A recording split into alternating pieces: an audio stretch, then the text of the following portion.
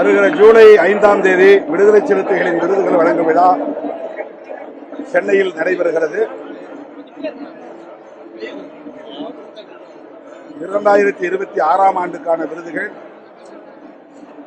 April 14 நடைபெற்றிருக்க வேண்டும். இந்த விருதுகள் வழங்கும் விழா தேர்தலை ஒட்டி அது தள்ளி வைக்கப்பெற்று வருகிற ஜூலை 5ஆம் தேதி சென்னையில் நடைபெறுகிறது. எனது பேராசிரியர் டாக்டர் கே சொக்கலிங்கம் அவர்களுக்கு இந்த ஆண்டுக்கான அம்பேத்கர் சுடர் விருதினை வழங்க தீர்மானித்திருக்கிறோம். அந்த அறிவிப்பை செய்திருக்கிறோம். ஆகஸ்ட் 17 விடுதலை சிறுத்தைகள் கட்சியின் சார்பில் தமிழ் தேசிய எழுச்சி மாநாடு நடைபெற உள்ளது. மே 17ஆம் தேதி நடைபெறுவதாக அறிவிக்கப்பட்ட இந்த மாநாடு தேர்தல் முடிவுகளில் நிகழ்ந்த அரசியல் நெருக்கடிகளின் காரணமாக தள்ளி வைக்கப்பட்டு வருகிற ஆகஸ்ட் 17 அன்று அந்த மாநாடு நடைபெற உள்ளது. நீட் தேர்வு இன்னைக்கு 2வது முறையா நடந்துட்டு இருக்குது. ஏற்கனவே கொஸ்டின் பேப்பரை வெளியிடுறதுல இருந்து பல சிக்கல்கள் இன்னைக்கு தமிழ்நாட்டு ஸ்டூடெண்ட் 2வது முறையா தேர்வு எழுதுறாங்க. நேற்றுக்கு ஒரு மாலை சூசைட் பண்ண சூழலை பார்த்தோம். தமிழ்நாடு அரசு தரப்புல இருந்து என்ன பண்ணணும், மத்திய அரசு இதுக்கு என்ன பண்ணணும்?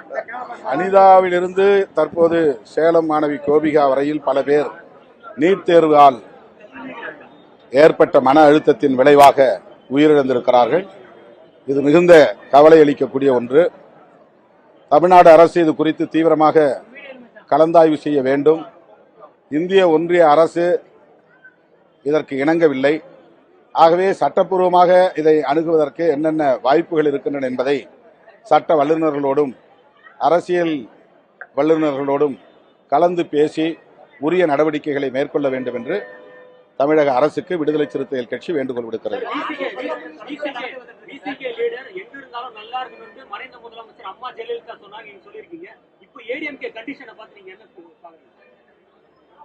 தேர்தலுக்கு முன்பே நான் பலமுறை சொல்லியிருக்கிறேன். 2026 தேர்தலுக்கு பின்னர் அதிமுக நிலை மிகவும் கவலைக்குரியதாக மாறும். ஆகவே அதிமுகவை காப்பாற்ற வேண்டிய பொறுப்பு அதனுடைய பொதுச் செயலாளர் அண்ணன் எடப்பாடி பழனிசாமி அவர்களுக்கு இருக்கிறது என்பதை திராவிட அரசியலின் மீது நம்பிக்கை உள்ளவன் என்கிற அடிப்படையில் சுட்டிக்காட்டியிருக்கிறேன். ஆனால் அன்றைக்கு அது பரிகசிக்கப்பட்டது. எனக்கு எதிரான விமர்சனங்களை கூட அதிமுகவினர் செய்தார்கள். ஆனால் இன்றைக்கு அது கவலை அளிப்பதாக மாறியிருக்கிறது. அதிமுகவினுடைய முன்னணி தலைவர்கள் இது குறித்து தீவிரமாக சிந்திக்க வேண்டும் என்பது என்னுடைய வேண்டுகோள்.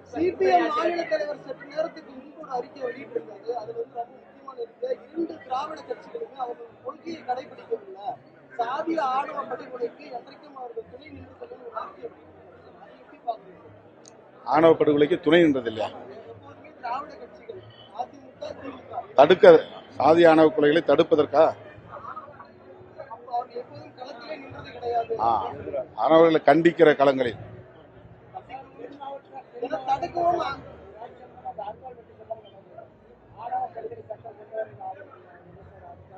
அது சாதிய கொடுமைகளாக இருந்தாலும் பெண்களுக்கு எதிரான வன்கொடுமைகளாக இருந்தாலும் காலங்காலமாக சமூகத்தில் நிலவி வருகிற ஒரு பிரச்சனை.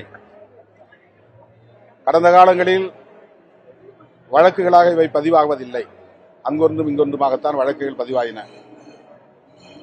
வன்கொடுமை தடுப்புச் சட்டம் வந்த பிறகு ஓரளவுக்கு சட்டத்தை நடைமுறைப்படுத்தும் முயற்சியில் அதிகாரிகள் ஈடுபட்டு வழக்குகள் பதிவாயின.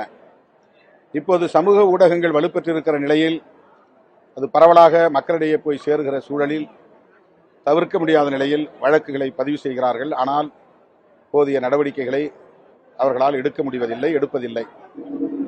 இப்போது புதிய அரசு மலர்ந்திருக்கிறது. புதிய முதலமைச்சர் பொறுப்பேற்றிருக்கிறார்.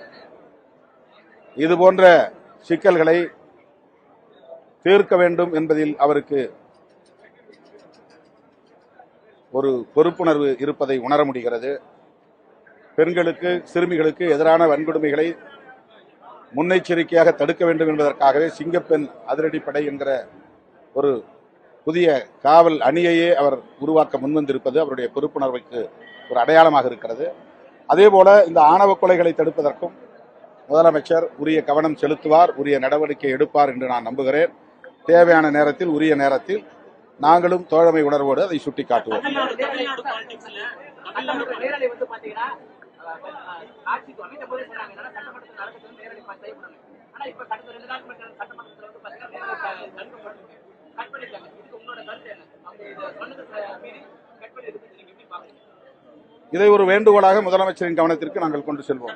நேரடியாக எப்படி நாடாளுமன்றத்தில் நேரலை பரப்பப்படுகிறதோ அதுபோல சட்டமன்றத்திலும் பின்பற்ற வேண்டும் என்பதை முதலமைச்சரின் கவனத்திற்கு கொண்டு செல்வோம். அண்ணாமலை வந்து ஜூலையிலிருந்து ஸ்டார்ட் பண்ண அண்ணாமலை RSS பின்னணியில் இருந்து வளர்ந்தவர் என்ற ஒரு அடையாளம் அவருக்கு இருக்கிறது. பாஜகவின் தலைவராக பொறுப்பு வகித்தவர். அந்த பதவியிலிருந்து எப்போதே அவரை மாற்றிவிட்டார்கள், அவர் வெளியேறிவிட்டார். ஆனால் பாஜகவிலிருந்து வெளியேறுவதற்கு அவர் ஏன் அனுமதி கோரியிருந்தார் என்று தெரியவில்லை. பாஜக தலைவர்களின் ஒப்புதலோடு கட்சியிலிருந்து விலகுவதாக அறிவித்திருக்கிறார். இது அரசியலில் முற்றிலும் புதிய ஒரு அணுகுமுறை. அப்படி ஒரு அவசியமே இல்லை. ஆகவே பாஜக தலைவர்களின் வாழ்த்துக்களோடு இசைவோடு அவர் புதிய கட்சியை தொடங்குகிறார் என்றால் பாஜகவினரின் செயல் திட்டங்களோடு தான் அவர் வருகிறார் களத்திற்கு, இன்னொரு முகமூடியோடு வருகிறார் என்றுதான் ஐயப்பட நேருகிறது. பொறுத்திருந்து பார்ப்போம். அதே அரசியலை, அதாவது பாஜகவின் அரசியலை வேறு வடிவத்தில் அவர் கொண்டு வந்தாலும் தமிழ்நாட்டு மக்கள் மிக எளிதாக அடையாளம் கண்டு கொள்வார்கள். அதை ஒருபோதும் அனுமதிக்க மாட்டார்கள்.